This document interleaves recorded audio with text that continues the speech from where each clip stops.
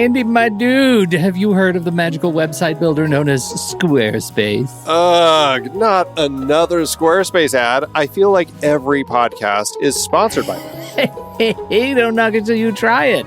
Yes, okay, it is overhyped, but actually it lives up to the hype. Squarespace is like a website fairy godmother. With a click of a button, your site transforms into a beautiful masterpiece. A website fairy godmother? That sounds interesting. What makes it so magical? Well, for starters, those slick templates make anyone look like a professional web designer. Pick one, customize the colors and fonts to match your brand, and voila. Plus, the drag and drop fluid engine is so easy, your grandma could build a site on Squarespace. Well, she did knit me a lovely scarf last Christmas. Maybe website design is next. Exactly. And when you're ready to sell your Nana's handmade scarves online, Squarespace has built-in e-commerce. Add a store with one click. Get flexible payment options. Then watch those sales roll in.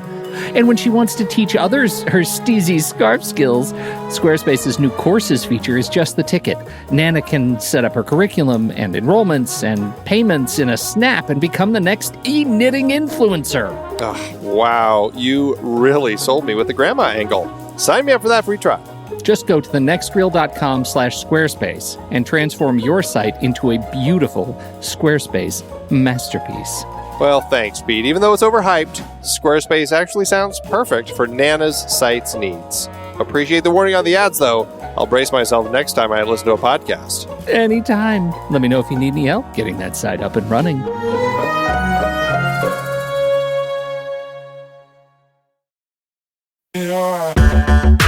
Andy, can you believe we've almost hit 700 episodes of The Next Reel? I know, it's crazy. And with all the other episodes in our family of podcasts, we are well over 1,200 episodes of movie conversation. It's really pretty amazing that we've gotten to have these in-depth movie chats every week for over a decade now. And we couldn't have done it without our loyal community of film fans. Their support over the years has meant so much. For sure. That reminds me, we should give the merch store a shout out. Buying shirts from thenextreel.com/merch is a great way listeners can continue to support the show. Plus, they get to sport our great designs. Absolutely. I think sometimes folks forget we have a variety of shirts, mugs, phone cases, and more available. In fact, a great place to start is with a shirt sporting the Next Reel's logo. We also have that classic Fast Times Spicoli Surf School tee, or the weirdly popular Rusty's European Tour shirt. The one from National Lampoon's European Vacation. Why is that so popular? Search me, but we have sold a ridiculous number of those. I guess there are a lot of Rustys taking trips to Europe? We're always adding new designs based on movies we've covered, like our brand new design for a streetcar named Desire, featuring a streetcar named Desire. So if you want to rep your love of TNR and films, head to thenextreel.com/merch. Every purchase helps us continue to have these weekly in-depth conversations. So visit thenextreel.com/merch today. And as always, thanks for listening and being a part of the Next Reel community. We've got lots more great movie chats coming your way. I'm Pete Wright. And I'm Andy Nelson. Welcome to The Next Reel. When the movie ends, our conversation begins. In just a matter of seconds, you're going to hear a classic episode of this show from back in the day when we called ourselves Movies We Like. It took us a while to settle into the show's format, so you'll notice some differences as you listen to these episodes. For instance, it takes us a bit of time to actually get into the conversation about the movie. Things like that. But we're still proud of the conversations about the movies themselves, and we think they're worth keeping in the library. So enjoy these episodes from our back catalog. And you can become part of our Discord community, learn more about the show, and find out how you can become a supporting member at thenextreel.com. So thank you, everybody, for downloading and listening to The Next Reel. We appreciate your time and attention, and we hope you enjoy the show.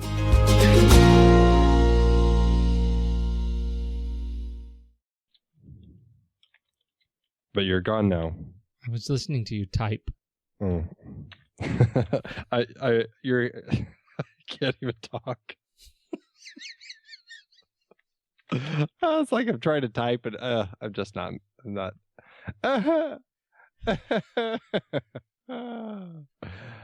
It's all good. It's all good. Hi. Hi, Andy. How are you? Welcome to The Next Reel. Why, thank you. I made it. It's good to have you here. It's good to be had. So, how's Skype? Skype is good now. Yeah? Yeah. Every now and then, I don't know if it's like an update or something, but I have to like redo settings and things like that. Yeah, but it's all good now. It sounds really hard. If you're having a hard time. Should we talk about movies this week? I have some thoughts. I do too. All right. So first of all, thanks everybody for joining us and listening to this nonsense that we do each week. Head over to thenextreel.com to subscribe to the show, listen to the show, to jump over to iTunes and subscribe for free. That's where you go to get the thing and leave your kind reviews, which you are so kind to do. And you can also head over to facebook.com/thenextreel. That's where the discussion is. And man, did Sarmento find an awesome thing this week. Mm-hmm. Have you watched it yet, this Jaws thing? No, just a few minutes of it, but I've had a few things going on. Haven't had a chance to really delve into the depths. Life's hard. You're busy. You're a busy filmmaker. Busy industry blah, wonk. Blah, blah. Wah, wah, wah. No, this is the Inside Jaws filmumentary by what's his name? In any case, Jamie Benning, and this is fantastic. He's a busy documentarian, free time documentarian. Yeah, right. The stuff he does in his free time blows me away. Did you watch the other one, the last one? What was it? Raiding the Lost Ark. Raiding the Lost Ark. I did watch that one. It was really fantastic. It was just He's fantastic. also done all this, like the original Star Wars trilogy, I believe. So he's just busy. Busy.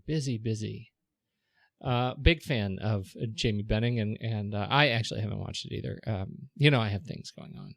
And busy, blah, blah. Photography, blah, blah. But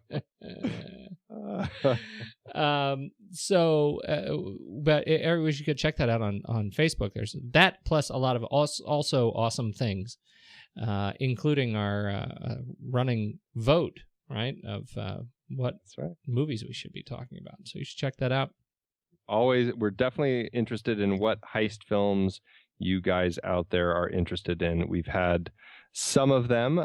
The Ocean's 11 has come up. The Bank Job, Snatch. I was gonna push for Ocean's 11. It's one of my very favorites, but I thought you were gonna like veto that one.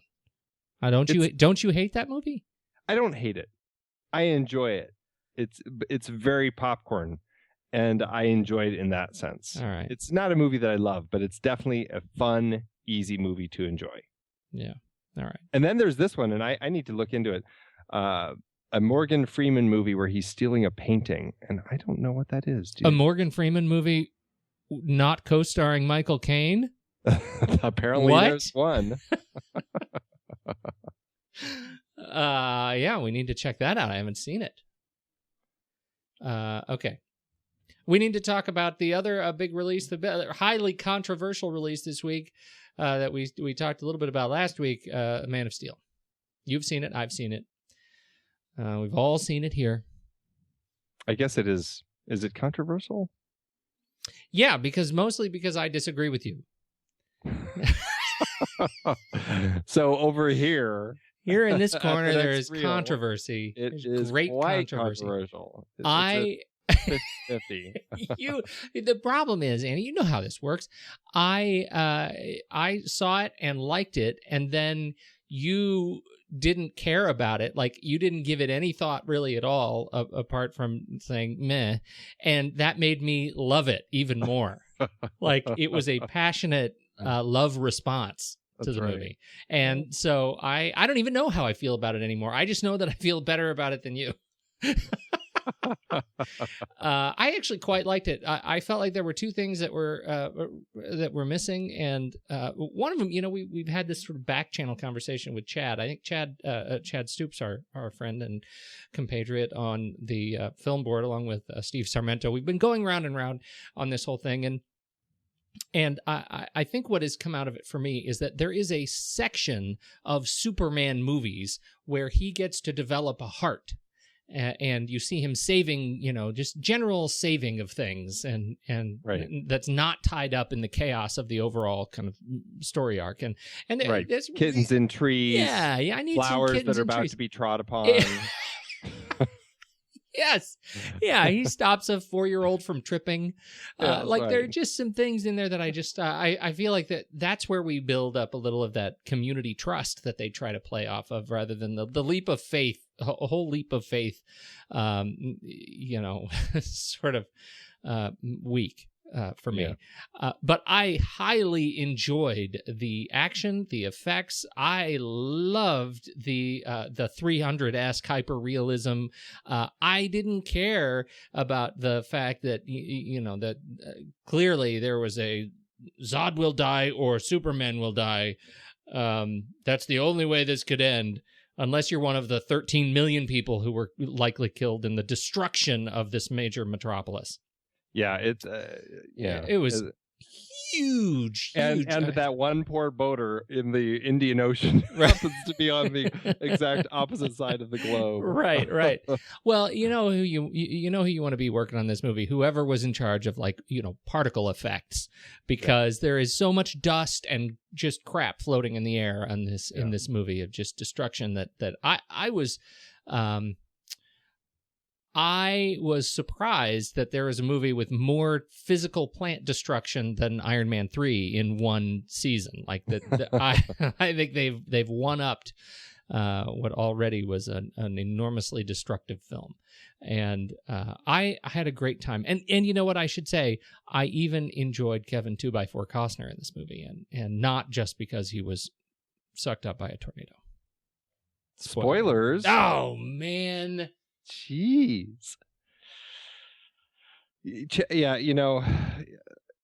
here's my thing about Superman, and this is very. We're still talking about the tornado spoiler here, but it's like I know there's like a point of why that whole thing happens, but it's like this guy is Superman. I'm sorry. He can move faster than a speeding bullet. He could sneak out the back of this little turnpike that everyone's hiding under, run so fast that no one can see him, grab his dad, and run back, and no one would be any the wiser because he's Superman.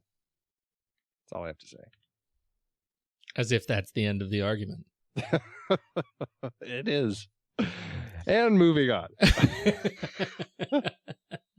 I think it's absolutely worth seeing. Don't bother seeing it in 3D or IMAX. It's not required. I did want to hear, and I didn't hear from Sarmento what he thought about hearing it in Dolby Atmos. He saw it in Atmos. Yeah, I'm very curious how that new system is working. I'm wondering if it really does lend more to a film or not. Here's a thing. Here's a little promo. This coming weekend, Saturday, we're doing a film board gathering. We're going to be talking about World War Z, and so you should listen to that show because we'll make a note to talk about it. What do you think? Get a report, an Atmos report?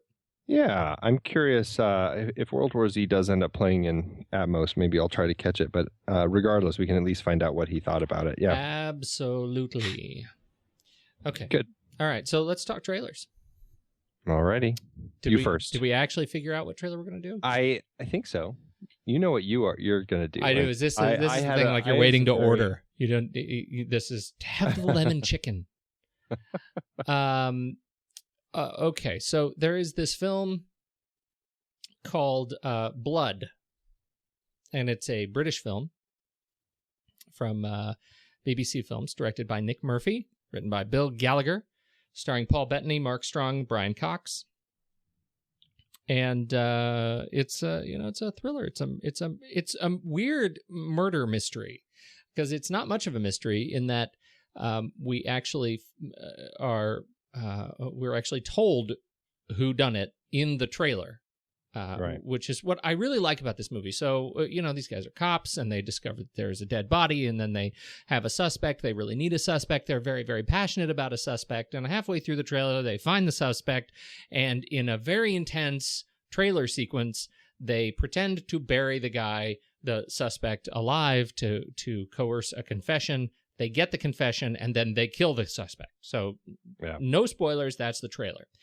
the rest of the film, it appears to be the story of the cops and the growing intensity of trying to stay out of trouble, knowing that they just assassinated the suspect.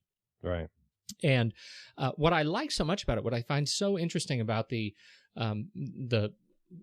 potentially about the story, what I'm most excited to see is this idea of them, taking this very intense thriller and focusing on, a different section of the story than what we're used to getting. I like it when they zero in or sort of expand these other, other pieces of the timeline that I think are interesting to look at, and particularly Paul Bettany. I've been a fan of Paul Bettany for a long time, and Mark Strong. I think they are. It's great to see them. Paul Bettany. Speaking of Iron Man, he's the voice of Jarvis the computer. That's right. Yeah. Anyway, no, and Mark Strong is the long lost twin of Andy Garcia. Right. I'm waiting for somebody to cast the two of them together. Yeah, exactly. Right. So I'm very much looking forward to this movie. It comes out. When does it come out? It comes out. It's already. Let's see. It was May 31st in the UK. I don't know. It don't appear to have. August 19th. It looks like it'll be on iTunes and in theaters at the same time. Day and date. I'm loving that. Fantastic. And so we'll be able to see that one. Looks really good. Yeah. Blood. I'm changing my trailer again. Oh man, what are you doing? I'm going to do Redemption. I've gone back and forth. And here's the reason I've decided I'm going to do Redemption. Because it is opening June 28th. So very, very soon. Very, very soon. And it's going to be, it'll be available streaming the same day. So that kind of excites me. I think that's, it's a, speaking of the whole thing we talked about last week with Lucas and Spielberg and the whole change of the system and everything. I think that's definitely something that we're going to be seeing a lot more of. So that excites me a little bit. And the other thing that excites me quite a bit, this is Jason Statham's new movie. And, having just spoken about Jason Statham last week in The Bank Job, this is his story where he's a homeless former ex-Special Forces soldier who is just kind of a little mentally damaged, homeless, living in London now, ends up working in London's criminal underworld, assuming someone else's identity, and becomes kind of this avenging angel. Looks like it deals with, the importing of illegal immigrants and all sorts of interesting things. I quite like the look of it. And what excites me the most about this film is that Stephen Knight is writing and directing it. And Stephen Knight is known for, he hasn't directed a whole lot of titles. I think this is, in fact, his first feature film. But he's written a couple, I think, of my favorite European films in the last decade or so. Eastern Promises and Dirty Pretty Things. I thought both of those films were fantastic, and I like how he tackles issues of immigration and the complexities of these systems that we have of people trying to get better lives and the struggle of that when you have to do it illegally and the awful things that people have to do because of the situations they've been put into.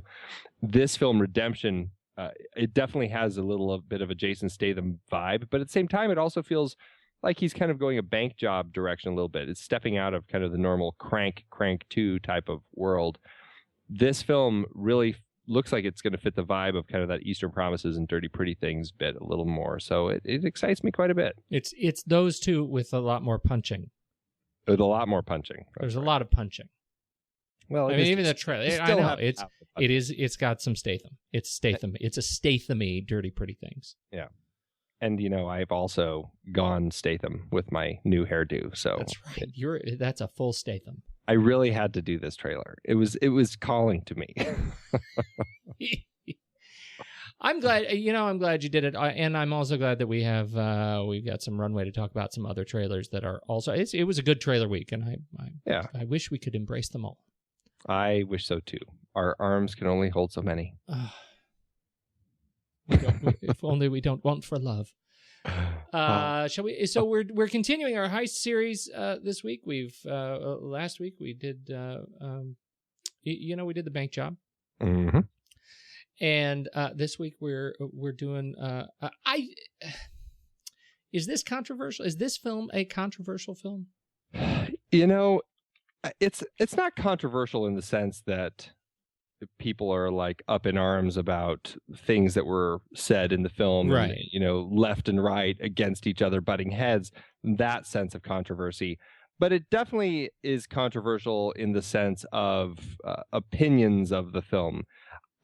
This is, you know, we're talking Ben Affleck's second directorial effort, The Town, which he had done, you know, right a few years before this, he had done Gone Baby Gone, which also is kind of a Boston crime sort of story. This one he stars in too. And just looking at some of the reviews, I mean, I found it really funny how varied they were. This is by Kevin Hartnett, posted on his website, themillions.com. A stew of laziness, Ben Affleck's The Town and the elements of bad drama, in which he lists all the points that make this film bad. Plot arrhythmias, overreaching, narrative dead ends, unoriginality, a romance even the filmmakers didn't believe in. And then there's Zan Brooks from The Guardian, who says, leaves no cliche untrampled. And then you go to the plus side, and you have some really glowing reviews, including some A+ reviews that are just are praising Affleck's skill and his self-confidence as a director. Let's see, it's lean, brutal, and efficient. I mean, people really talk about how positive it is. And here, Jim Hull has this website, narrativefirst.com. He says, finally, a film besides Inception worth seeing this year. So I think that might be where, if you're calling it controversy, that's where it lies, is because this really did kind of become like this love it or hate it sort of movie. It's the Affleck. You know what I'm saying? It's the Affleck. It's got a case of Affleck, and I think people aren't sure what to make of this guy. Even now, I think they are not sure what to make of him. After Gone Baby Gone, which I thought was I enjoyed that movie. I absolutely enjoyed The Town. Argo. He's just. I think he's got some real talent, and yet I feel like coming out and saying that you are coming out as pro Affleck makes you something. It's something of a stigma. I think there are people who really feel that way. It's like a religious thing. Yeah, maybe. I guess maybe I'm afflicted. I'm afflicted. You're afflicted. I'm afflicted. I really enjoy every film that he's made.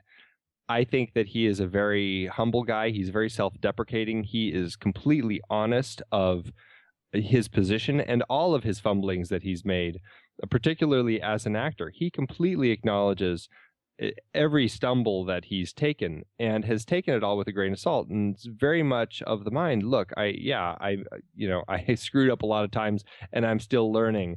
I hope that this is something that people like. I tried doing it, as best I could. And there's definitely still problems in it. Listening to him talk about this film, he completely acknowledges issues that he had with it, that he still has with it. He's not easy on himself, but it's in that very kind of self-deprecating way. He's a very humble guy. I really like him, and I like the stuff that he's making. I think he's a smart filmmaker. I think he knows how to tell a solid tale. I think so too. I think this movie. I found myself thinking as I was watching this film, that there's no shortage of formula. We should take a step back. The film is based on Prince of Thieves, a novel written by Chuck Hogan. Mm-hmm. And the novel is roughly centers around it centers around. The way I understand it, they adapted the novel as a function of. As a story of one of the stories that was told in in the book, the original book of Prince of Thieves, and so it's it tells a story of this town, Charlestown, where they say there are 300, bank robberies a year. All the bank robberies happen in Charlestown, and bank robbery.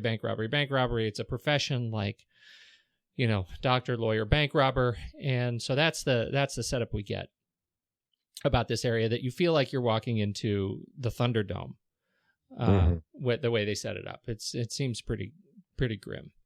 And they're, just grim. And so we meet this crew. They are robbing a bank, and from there on, what I like about this film is that even though the setting really is about robbing banks, and it's not this is not it's not a puzzler of a film. It's not it's not a how did they do that kind of bank robbery. It's a they're blunt instruments. Yeah. And so it's much more about the race.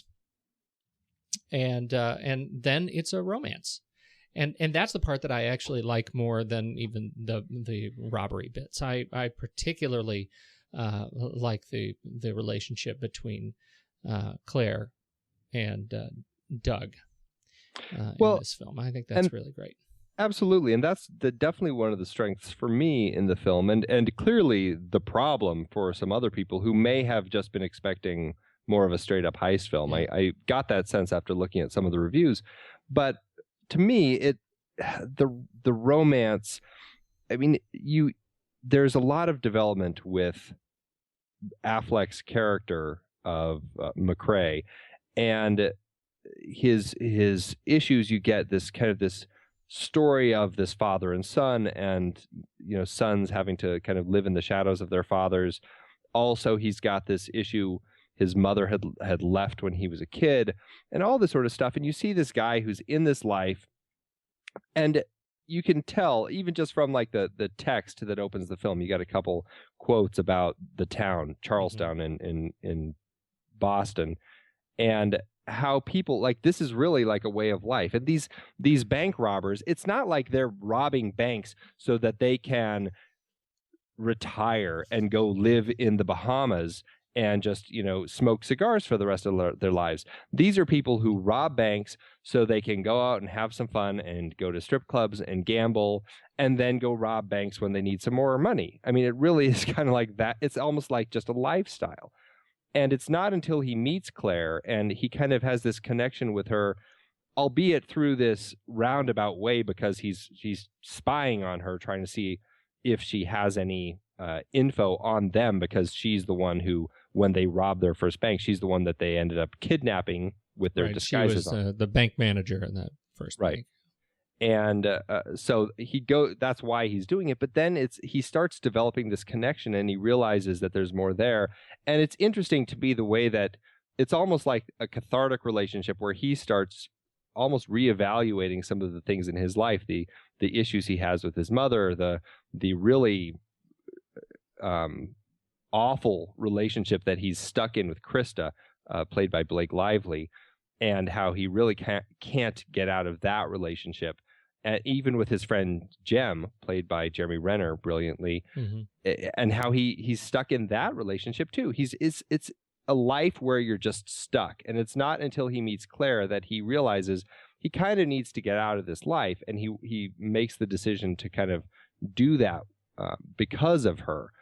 But then what I find really interesting is that, and jumping all the way to the end of the film, so I guess we're going to start spoiling the film already. Well, in the end of which version? We're talking about the re-release, right? The director's cut? It's not the one with the alternate ending. It's the extended cut before he added the alternate ending. I found out there's 3 cuts. There's not 3, 2. right. Yeah.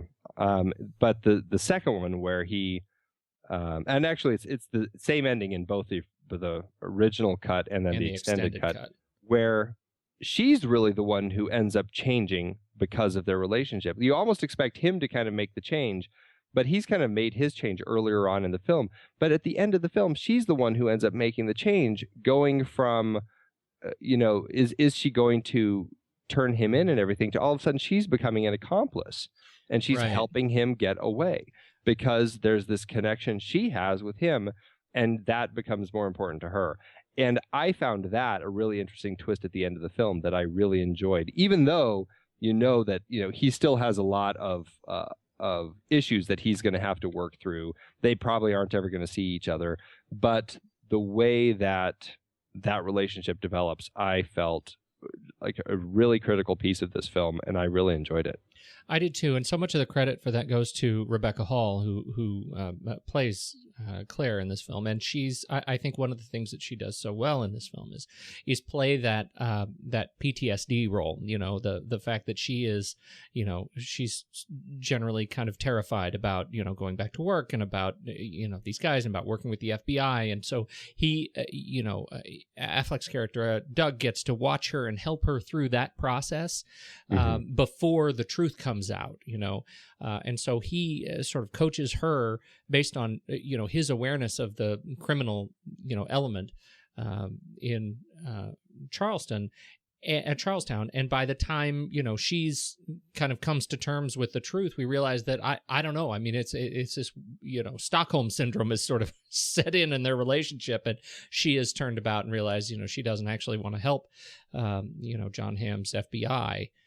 She realizes that she is in fact in love with Doug. Yeah.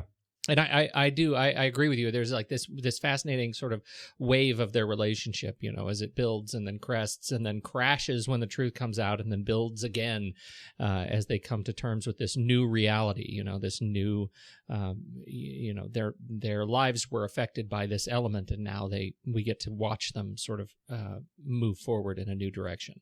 And and so that's what I mean by this idea that there's no shortage of formula. I didn't feel like anywhere in this film we had any sort of really pushing any particular dramatic boundaries, in terms of the way it was structured. It was, going in what you're going to get, and everybody's going to walk out, fairly dissatisfied. Some people are going to end up dead. People are going to walk away from each other. It's not going to be necessarily a happy ending.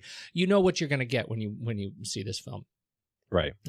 There were no surprises, and yet I think it executed really very well, even within the confines of a otherwise predictable structure. Yeah, I think it does. I think it really does boil down to the characters all the way through it, from Doug and Jem, played by Jeremy Renner, and their other two accomplices. And I can't find their names right now, but from the four of them to Jon Hamm in the FBI, who I find such an interesting character because, and coming, from a guy who's he kind of burst into the spotlight, I think, because of Mad Men. I find him so different from his Don Draper character in this film. There's this, it's almost just like this hatefulness about everything in this FBI character that I find interesting. It's just like he's clearly wanting to do the right thing. I mean, he is in the FBI, obviously, but there's something about the way that he just views people almost just as tools to get the job done. He's fine kind of crushing people in the process of getting to the truth. There's something about him I find really interesting in this film. He is another one of those guys, on the list. Like, he is really magnetic. Yeah. You know what I'm saying? He is just someone that I am fascinated by the way he moves on screen.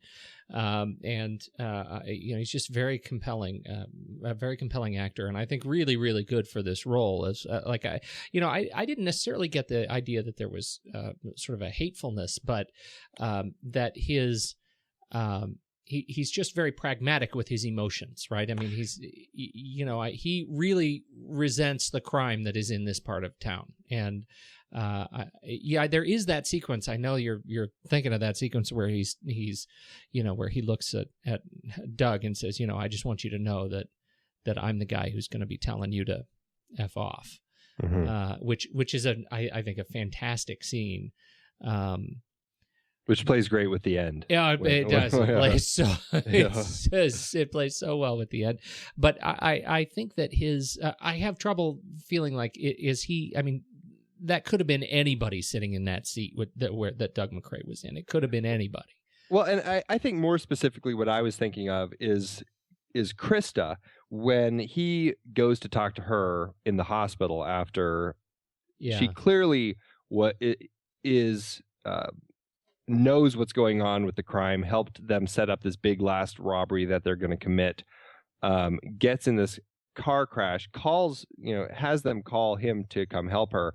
And then he comes in and is, she's kind of dancing around stuff, but he just clearly just wants to get answers out of her. He doesn't care what's going to happen with her. He probably doesn't care at all if she ends up seeing her kid again at all. And she breaks down right there and just says, why is it I'm always the one who's getting used? I think, I mean, I haven't seen Blake Lively in a whole lot of stuff, but I really enjoy her in this. I think she works really well with this character. And that is such a painful moment that makes you realize that, she's one of these people who just can't catch a break. She's always with somebody who's always using her. And even the FBI guy who should be, trying to help her get out of this situation, he just wants to use her to get the information. Screw it whether she gets to see her daughter again or not. And that's, I guess, what I was talking about with him is I find him a really fascinating character because of the way that he just kind of works everything that he needs to in order to get to the truth. I mean, he's a cop. He's supposed to do that sort of thing. But. To your point, I thought actually the more powerful scene between Lively and Hamm and that was in the bar. And I love that sequence so much because, the whole setup is he goes in and she does not know him. She does not know that he's law enforcement, and they have an exchange. She thinks he's making a pass at her. He's playing her up. And when so we get her on the cusp of making a bad decision, right? On the cusp of showing us that she's incapable of speaking to an adult male without some sort of innuendo or something, a bad decision resulting. And we get him turning on her in the middle of it, which I think is a brilliant little sequence in there when he turns around and opens up his, under the bar and opens up his shield and says, because if I start showing this around here, very bad for you. Mm-hmm. That is just a haunting moment, But what's so great about his character, though, is even though he ends up being, playing the role of sort of the nemesis, right? I mean, he's the big bad law enforcement chasing the guys that we're supposed to love. You don't get maybe it's because of his natural sort of screen charisma that you don't actually hate him. You realize that these are two guys who are just going about their thing. Neither of these guys is set up as a bad guy. Yeah, which I think is so great about this movie. I mean, and he obviously is like the antagonist in the story if we're following Doug as the protagonist of the story, because we are. But at the same time, you're right. It's not an antagonist we hate. We come to really like him. And I love his last moment with Claire. I find the exposition so simple and clean when he catches on to the fact that she basically became an accomplice and threw that little clue into the phone call. And he has that moment of realization and he just says, we're a national organization, Claire, and walks off. And I was like, that was so genius. I loved it. Just brilliant screenwriting there. Yeah. Yeah. Oh, absolutely. Absolutely agree. His the way he turns to the window and tells the guy to pack it up. Yep. It's like he just, we got to go. Yeah. We're done. Yeah. So fantastic. That was great. So let's see. Moving on to other elements of the film. What else stands out to you? Well, before we move off talent, I just want to rattle off just a few other names because I think everybody did so good in this. Chris Cooper is in it in a very minor role, but is great as Doug's father, and creates this really interesting relationship between the two of them that echoes throughout the film in this whole thing of repeating the past and Doug trying to break free of that. I think Chris Cooper, I mean, honestly, the man can do no wrong. I love him in everything that he does. And Pete Postlethwaite, who is in this, and I think this was, if not his last film, one of his very last films. I guess he did one more called Killing Bono right after this, and then he passed away in 2011, January. And Right. he's one of those actors who, I mean, I think he got creepier and creepier as he got older, because he just got skinnier and skinnier to the point where he was frightening to look at. He was so creepy as this kind of like this, I don't know what you'd call him, like a money launderer, crime lord sort of guy in this movie. Fergie. Florist. Yeah. Fergie the he florist, was a yeah. florist. Like they couldn't hang, they hung a little bit of a flag on that contrast, I think, in this one. Yeah. Yeah. But, he was great. And then just all of the other people in this, Titus Welliver as Dino, Owen Burke and Slane as the other two bank robbers with Ben and Jeremy. And then just, this is an interesting film that had a lot of great faces in it. And a lot of those faces come from Ben Affleck's affinity with Boston, and when he was making this film, really worked to cast just a lot of locals, a lot of local cops, a lot of local criminals, just a lot of people from the environments that he was in that he used to fill scenes. A great scene in the film is when Doug goes to an AA meeting in this food bank. He cast like basically everybody who really was at that AA meeting as the people in the AA meeting. It is just a group of amazing faces. You can see the pain on their faces. It's not an AA meeting full of people who look like actors pretending to be, down on their luck. This is a group of people who really look like they're, working to get their life together. Right. And I think that was a very smart choice on his part to really focus on casting the real faces of the real, Charlestown and the Boston area. I think it really lent to the credibility of the film. Yeah, I totally agree. And the fact that his other hoods, even Jeremy Renner, who's not a Boston Boston guy, ends up having such a talent at fitting in as a Charlestown thug. Yeah, absolutely. I think his role in particular was one that was such a soft-spoken love for his brother Doug, and you can see that the sequence by the fence, when Doug comes and says, I'm leaving, and Jem says, I can't let you walk away, and they have their exchange there. You can see that sense of betrayal, and I think he plays that so well, and so just sort of he's just seething with that sense of emotional betrayal, and it plays so well. It really does, and you can see it's that relationship and all of those types of relationships that really keep people from probably breaking out of the cycles that they're stuck in life. Right. And Doug is working so hard to get out of that, and really it's probably only because of what ends up happening later in the film with Jem that he really is able to break free and get out of there. Absolutely. Yeah. Who else do you want to talk about? I mean, that was the cast. It's a great cast from top to bottom all the way through. I think that Affleck did a great job of casting it. The cinematography, Robert Elswit was the DP on this film, and I think he's a fantastic cinematographer. I love the stuff that he does. This film, it's really kind of came out in the time when it is really and was really trendy to make kind of that high contrast gritty film. I don't feel it I don't find it like it's aping any other films. I think it works really well for the context of this film, and I really enjoy it in it. It's interesting. He's talk about a dude on a streak. Yeah. He's done some of my very favorite movies, and right in this sort of 2008, 2009, 2010. I guess 2007 he did Michael Clayton and There Will Be Blood back to back. He did Red Belt and The Burning Plain in 2008. He did Duplicity and The Men Who Stare at Goats in 2009. The Town and Salt in 2010. And Mission Impossible Ghost Protocol in 11, Born Legacy in 12, and Inherent Vice coming in 2014 from Paul Thomas Anderson. That is a string of absolutely top-notch films. And I think the only that, I see I don't even know that I would say, I would agree with you, he's not aping other films, but he has a signature that has developed, I think, from, probably the early 2000s.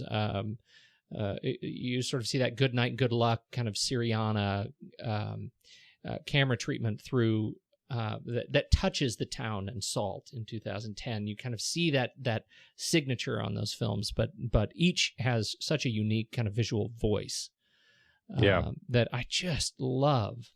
Yeah, and I think you could almost even go farther back with him. Probably, Heist. To me, it seems back to like the mid '90s when he started working with Paul Thomas Anderson in like Hard Eight. Yeah, I mean, he's really that's a great example. Yeah, he's had that really going all the way through, and clearly there's a wide variety of stuff that he's done, especially when you look at the variety of Paul Thomas Anderson films alone. I mean, he has an amazing run with great looking films from then on, and I mean they're all scattered through his career, but that's for me. That's why I go, because the 90s, there were there were some in there that I just don't have a whole lot of patience for. But until you hit Punch Drunk Love, Heist really 2001, Punch Drunk Love 2002, then it's like a series of hits for me, with the exception of 2003.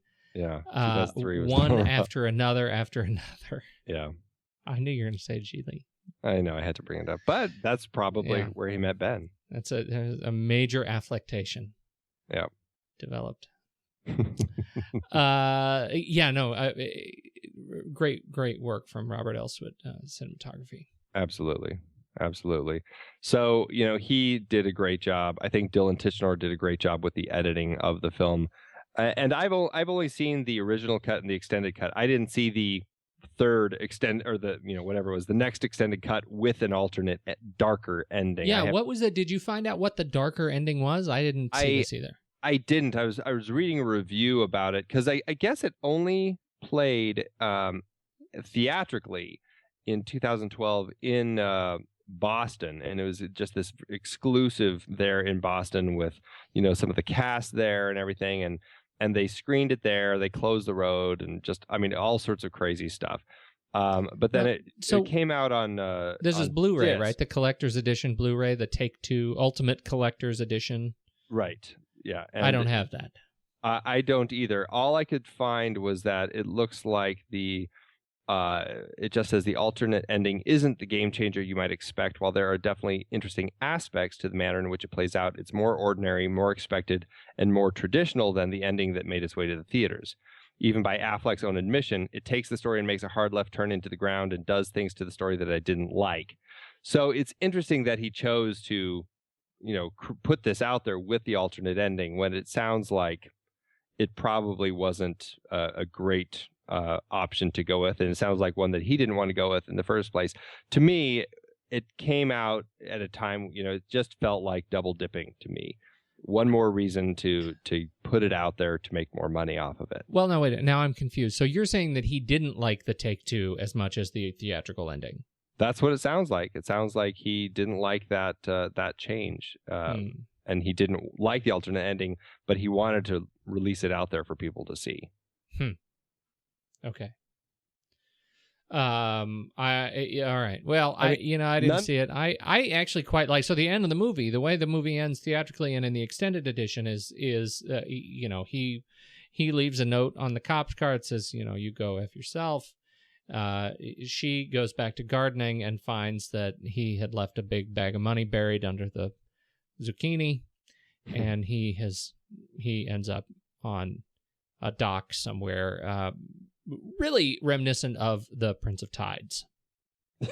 Sadly, that's probably the only thing in the film that I that's sort of forehead smackingly silly to me is just the combination of the music and the To me, it was like I felt like he could have given it a bit of a more melancholy end. Yeah, I mean, him on the beach, or like on the coast, on the dock, in the sunset. It seemed like way too positive, and it felt like, yeah, okay, he did make it out. He's free. But he's alone. He's on this, possible quest to find his mother that he's never going to find. Just all this sort of stuff, and I'm just like, I mean, it should have been. I would have bought it more if he was on a dock, and it was like the sun had already set, and everything was just kind of blue, maybe a little misty kind of. I was going to make that same point. The entire film builds its sort of, its visual style on blues and very, very cold tones. And then the last sequence, we get this hard right to very warm tones in this one, clip. And I find it really jarring, jarringly warm and loving. And that's not at all earned.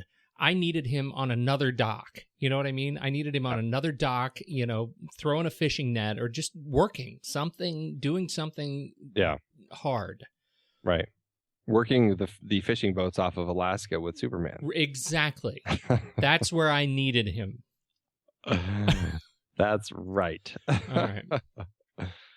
But other than that, I do enjoy the film. You know what is interesting about... I found it interesting that none of these cuts are actually called director's cuts. Of these extended cuts. Yeah, they're just additions. They're, extended cuts. Extended cut with an alternate ending. I watched the extended cut again, and I was like, what it felt like to me, there's some edits in there that I liked and some that I didn't like. The thing that I felt was the biggest stumbling block for me is that made it feel like basically they went back and just threw in deleted scenes to stretch it out to call it an extended cut for the Blu-ray release. Is in the extended cut, he has, when he goes on his first date with Claire, which is completely non-existent in the original cut. They go on this first date, they, hop on this boat and everything. And she asks him about his folks, and he talks about how his mom is gone and his dad is off out of town living in the suburbs now. And they have this whole conversation.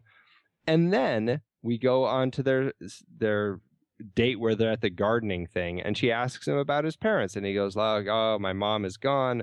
But my dad, he's just living off in the suburbs. And he goes on to talk more about the conversation and everything. But I'm just like, we're having the conversation twice now in this extended cut because they weren't careful with that, and it makes no sense. Yeah, exactly. No, I absolutely, and that's the only part where I felt like I noticed. I haven't seen the theatrical release in a long time. Well, I mean, it's only 3 years old, but I saw that one in the theater, and then this is I watched the extended edition. I couldn't remember what was new in the extended edition. They have a really handy feature on the Blu-ray when you're watching it, where a little thing will pop up in the corner every time there's something new. So it's a little distracting, but I was able to tell everything that they changed. So.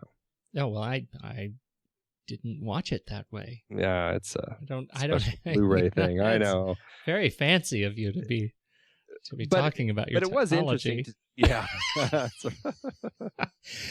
Go ahead. You were going to say. No, it was interesting to see how many changes they made and how some of them were, really small, just extending a couple lines in a scene, something like that. So, there definitely were some changes that I felt did help the film out, some changes that I felt slowed the film down, and some that were just completely unnecessary. Was there anything new in the sequence where he gets Jem and they go beat the snot out of those guys who were throwing bottles? Yes. That was another one where that felt actually really well-deserved extension.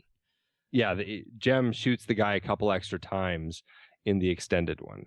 Oh, well, that's not what I expected you to say. I thought there was more talky. I don't recall there being a whole lot more talky. It was mostly just a couple extra gunshots. All right. Yeah. But regardless, Dylan Tichenor, who did edit this film, I thought did a great job with what he had. Even just for the regular cut, I thought he did a fantastic job. Also, somebody who's worked with Paul Thomas Anderson a number of times, and somebody who I think really can cut a film together really well. He did Zero Dark 30, a few months ago, and I think he's an editor who can find the right story and tell it the right way, so we're following all the pieces we need to be following. And I think he gets it out there, and very understandable, but very effective and enjoyable. When you're looking at writing credits, you notice this on the writing credits in this movie? We have Aaron Stockard and Peter Craig and Ben Affleck. Right. You, as an official screenwriter of great renown and talent, if when you look at this and they say Peter Craig screenplay, and then the word and then Ben Affleck ampersand Aaron Stockard, right? That means, and I'm asking you this in the form of a statement, that means that Ben Affleck and Aaron Stockard worked on it, and then Peter Craig worked on it. Is it like I'm trying to figure out where my parentheses go in this equation? Yeah, I mean, I don't know the order. I don't know if Peter Craig did it first, and then yes, Ben Affleck and Aaron Stockard. Yeah, but Ben and Aaron, because there's the ampersand between their name, that means they're together. They collaboratively wrote on the script, and then the A and D and Peter Craig, and that means Peter Craig wrote by himself. Now, whether it was before or after, I don't know, but that's kind of how it broke down.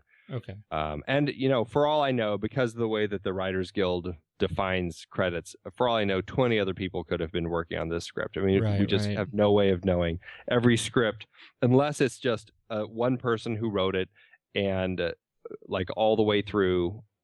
If there's multiple people writing on it, the WGA goes through an arbitration process where they have a bunch of readers read basically every version of the script, and then they report, it could do an evaluation of what percent each person contributed to the script, and then they take those notes. And these readers are actual like WGA members, actual other screenwriters in the system, and they'll read all these scripts and they'll do this judgment of what they think, and they turn it in, and then the WGA arbitration committee looks at it and they evaluate and they determine the official credits for the film. It's quite a process. That sounds crazy fun. It's like no wonder Hollywood is turning out such crappy scripts, because they're all reading like 20 iterations of the same script trying to figure out who wrote what. How ridiculous. Yeah, it's a heck of a process. Well, that Peter Craig is on deck for Top Gun 2 and Bad Boys 3. So there's that. There is that. But he hasn't done a whole lot. No. This was his first screenplay. So I'm curious what his story is. Yeah. Who knows? And Aaron Stockard, besides the working on The Town, he did Gone Baby Gone. Yeah. So also there's that. But he must have met Ben Affleck and Matt Damon back in the Good Will Hunting days, when he was a PA on Good Will Hunting, and then he was Matt Damon's assistant on The Talented Mr. Ripley. So he seems like somebody who's kind of ended up in their circles, and Ben Affleck must have found something in him that convinced him that this Aaron Stockard is a great writer, and I want to bring him on board to collaboratively write The Town with me. I think that was probably it, that he's a good writer. Yeah. They found that. Yeah. Well, he was a good find. I look forward to see what else he comes up with, and I think on that note we should talk numbers. We can definitely do that. Before we do, Did you have to log into something? No, but I have one more thing. Of course, that's good. I have one more thing that I have to mention. If you watch this film and you go, because Ben Affleck's character of Doug McCrae had been taken, he was drafted as a hockey star, right? And I can't remember what he said had happened, why he didn't end up becoming a great hockey star or whatever it was. But he obviously isn't by the time we're in this film. He is now a bank robber and works at the rock place, riding down his brontosaurus back on his way out of work. Right. That was a great bit. I know, it's a great bit. And a side note to that, I did find that there were a few lines throughout this film that felt very Good Will Hunting-ish, that being one of them. And it just struck me as I was watching this film that I started noticing, okay, now I can tell the Ben Affleck-isms, like what parts of Good Will Hunting were likely more his rather than Matt Damon's. Yes. Because there's some of those that pop out in this, like when he's talking to Claire in the laundromat, and he says, "Oh, I always have a good cry at the nail salon." That was like such a Good Will Hunting moment. I'm like, okay, so this is Ben Affleck's writing as opposed to whatever Matt Damon was doing. I thought that whole laundromat scene was an Affleck scene. Like, I got that feeling the entire way through. Totally. Yeah, that's a good call. But if you watch this film and you see when he's working out and you go, damn, that Ben Affleck is ripped. He is, he has taken care of his body as a former hockey star. You can go to a bodybuilding website and you can look at the town's Ben Affleck's workout, and you can get the training secrets that Ben used to get ripped for the town. Really? Yes, that's right. You should tell your trainer about this. Maybe you can get ripped. Well, I'm going on vacation for a couple of weeks, and he sent my trainer, Jamie. He sent me the thing he wants me to do while I'm gone. It's not good. It's not good. Maybe you should do this instead. Here it is, bodybuilding.com, Ben Affleck's The Town workout. Absolutely. Oh, nice. Mass and torso combo training day, the mass and torso squat and pull, mass and torso press and hip extension. Wow. You've got the whole thing, yeah. How do they do? That's a long... See, this is my problem. This is why I'm never going to be Ben Affleck, ex-hockey player, bank robber, because I don't have time to work out like this. And this is like a serious, like, I'm going to take 5 hours out of my day and just go work out. What is the Spider-Man Open? Holy... Oh, that looks like it hurts. Yeah, there's some serious stuff in here. Man, what a great website, though.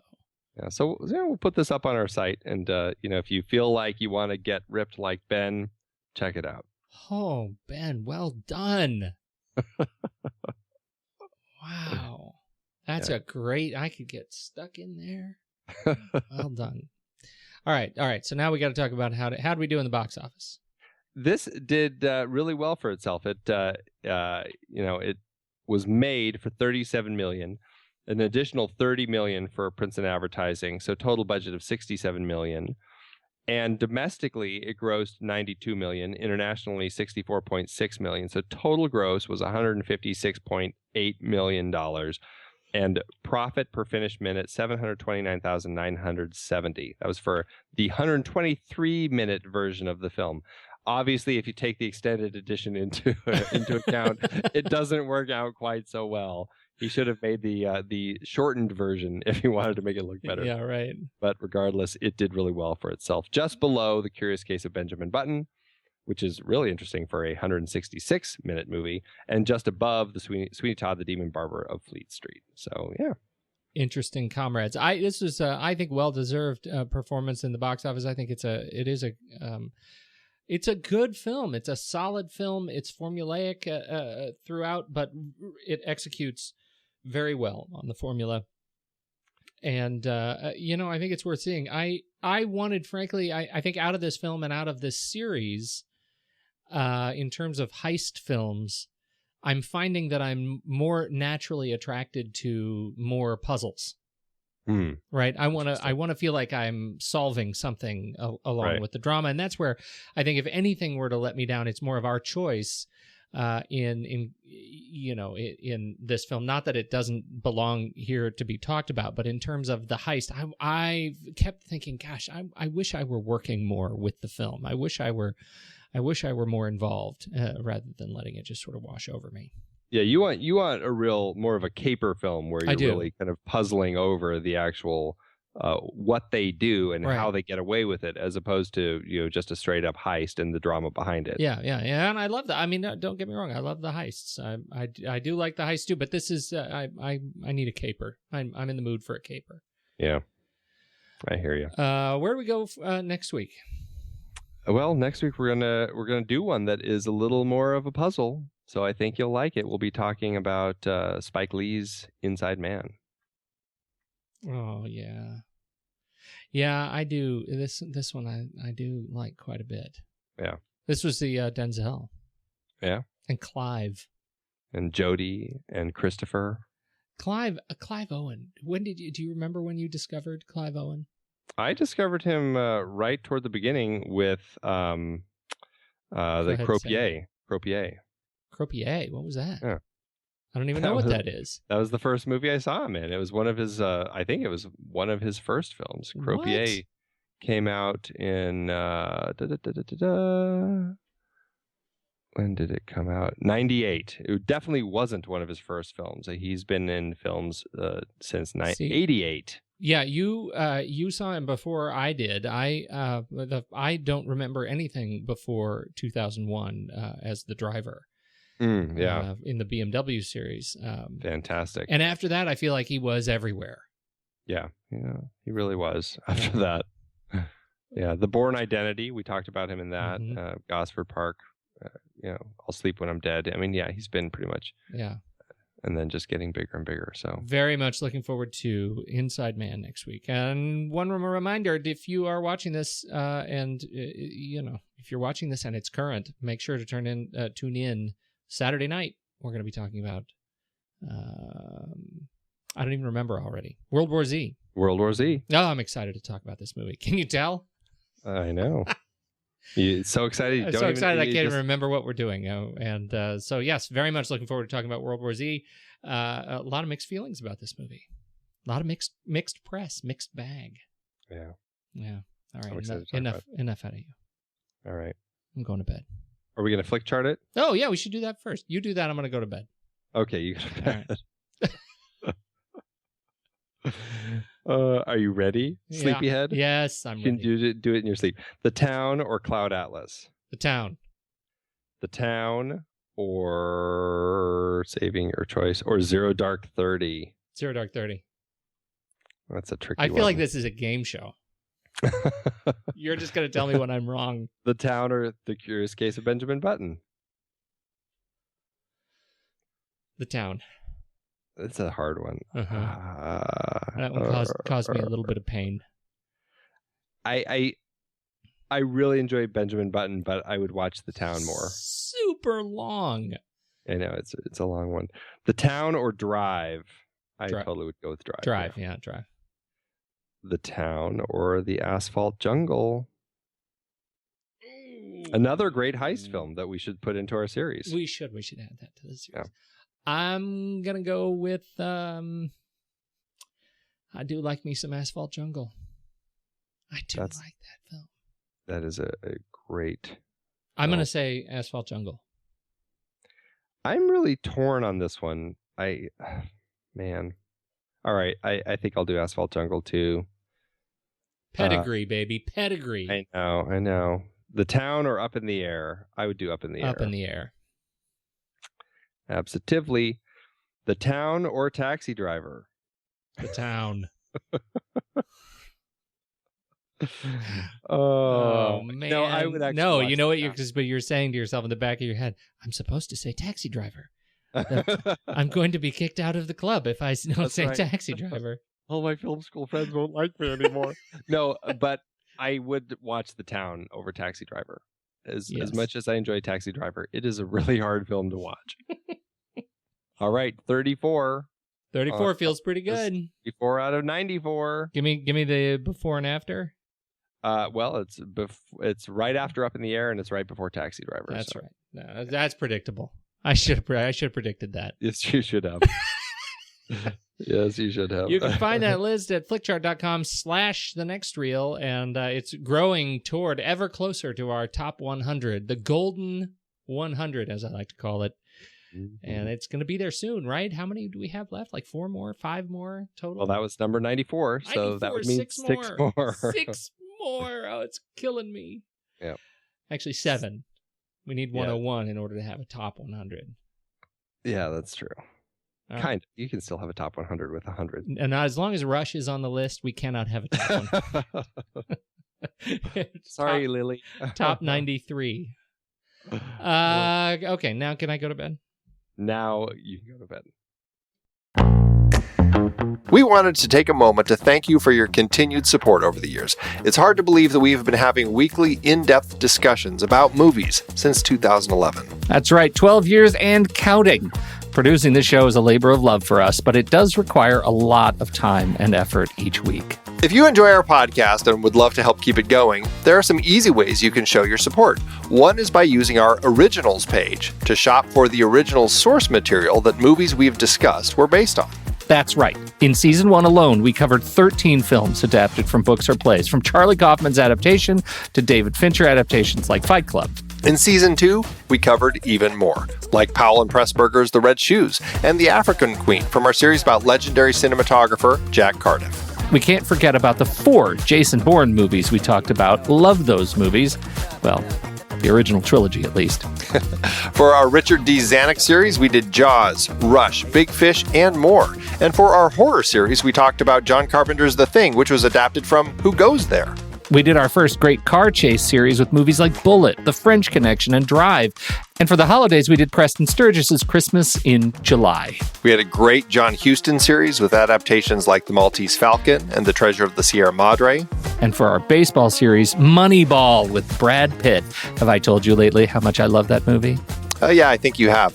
Plus, our Magician series and Heist film series had adaptations as well. Tons of page-to-screen gems. Listeners can find the details and links to the original material at thenextreel.com/originals. Every book, play, or movie you buy through our links helps support the show, and it's no extra cost to you. So dive in and get your next read today. thenextreel.com/originals has all the films adapted from other sources that not only we have covered, but all of the shows on the Next Reel family of podcasts.